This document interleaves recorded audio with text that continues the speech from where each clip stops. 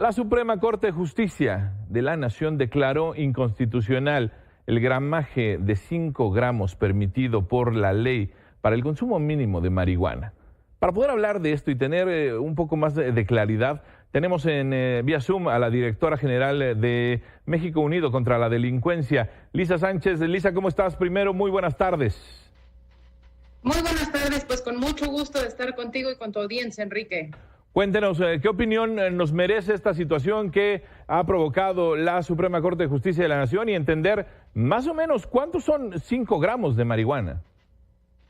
Sí, lo primero que hay que entender es que es una oportunidad perdida, porque aunque se dijo en medios de comunicación que la Corte lo que había hecho era avalar la posesión de cantidades superiores a los 5 gramos o despenalizar la posesión de 5 gramos, esto no es del todo preciso. La Corte no despenalizó la posesión de cannabis, el delito de posesión simple se mantiene vigente, por lo tanto las personas todavía pueden ser arrestadas y presentadas al Ministerio Público, pero en un caso en particular que no nos aplica al resto de las y los ciudadanos, determinó que este límite era inconstitucional y devuelve a los tribunales a que fallen para que decidan si esta persona en particular tenía posesión de cannabis en cantidades superiores a ese límite para su consumo personal y por lo tanto si lo dejan o no en libertad. Hasta ahí, eso es lo primero que tenemos que entender. La sustancia sigue siendo ilegal, para poder consumirla es necesario pedirle un permiso a COFEPRIS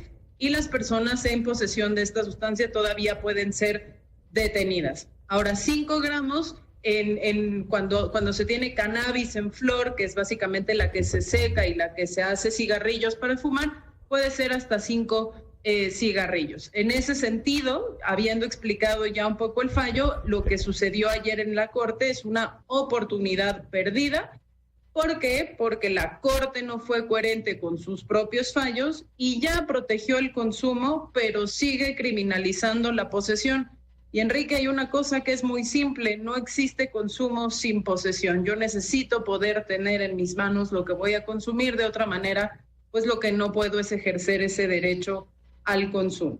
Esta situación ocurre, como lo hemos visto en otros casos, Lisa, tienen que acudir directamente y personal ante la COFEPRIS, realizar una serie de gestiones y pues a partir de ahí podrían o no darles un amparo que les permita utilizar esta sustancia, no solo de manera lúdica, sino de poderlo portar, ¿correcto? Es correcto, digamos, lo que se necesita ahora es un permiso, ya no es necesario recurrir al juicio de amparo justamente porque la Corte ya declaró inconstitucional esa prohibición, pero todavía se necesita el permiso para poder consumirlo y dependiendo de la autoridad sanitaria si nos da permiso de cultivarlo y poseer cantidades determinadas o no. Cada permiso ha estado variando y esa es una de las cosas que hacen insostenible justamente esta contradicción en la que vivimos. De tal suerte que el fallo no lo resolvió, fue una oportunidad perdida de la Corte y lo único que podría pues resolverlo de manera concreta y definitiva sería un cambio legislativo en el Congreso de la Unión.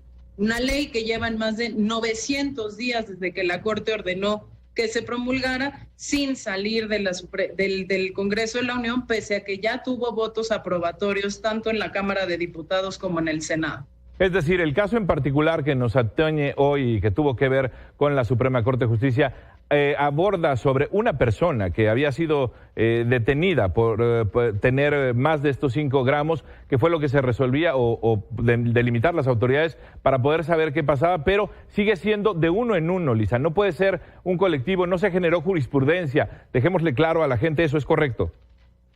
Es correcto. Este fallo resolvió únicamente el caso en particular. Tiene un criterio ahí donde el ministro ponente, el que elaboró el proyecto, dice: declárese inconstitucional este límite de 5 gramos para presuponer el consumo personal y entonces que se determine caso por caso si la persona es consumidora y la posesión era para su consumo personal sin comercio y sin suministro, que podrá o no ser reutilizado por las y los jueces en otros casos, pero de ninguna manera elimina el riesgo de la detención ni la obligación de las policías de presentar a la persona ante el Ministerio Público. De manera que hay que decirle a nuestra audiencia, tengan mucho cuidado, la sustancia permanece ilegal y está en manos del Congreso de la Unión resolver esta situación. Yo simplemente quisiera decir y resaltar la importancia de resolver este tipo de casos, Enrique, porque a veces la gente piensa que se está defendiendo esto solo por el derecho de las personas consumidoras, y no. Este caso lo defiende mi organización, México Unido contra la Delincuencia. ¿Por qué? Pues que anualmente tenemos en el ámbito federal hasta 46,000 casos de detenciones por posesión simple, cuando la gran mayoría de esas detenciones son personas usuarias que no están afectando la salud de un tercero, que no están incurriendo en el delito contra un tercero, y tenemos al mismo tiempo 36,000 homicidios resuelven de cada 100. Podemos, entiendo que las autoridades de así los recursos policiales, ministeriales y de los juzgados, además de los recursos penitenciarios, en perseguir algo que además ya la Corte dijo debe estar permitido. Dices, Lisa Sánchez, de México Unido en contra de la Delincuencia, se les fue el fallo histórico a la propia Suprema Corte. Exactamente, la Corte se quedó corta y esperemos que cuando salgan los razonamientos particulares de los votos de cada una de los y las ministras, podamos ver si realmente en un caso sucesivo pudiéramos ya finalmente declarar la inconstitucionalidad de este delito para concentrarnos en lo que nos tenemos que concentrar. Pero hubiera sido necesario que llegara a la Corte, no tendría que, y a partir de lo que dices, no tendría más sentido que sea el Congreso de la Unión quien defina la despenalización. No es por los derechos de uno, sino, y aunque solo fuera por ellos, el derecho de las personas es que no haya ciudadanos de primera y segunda, ¿no?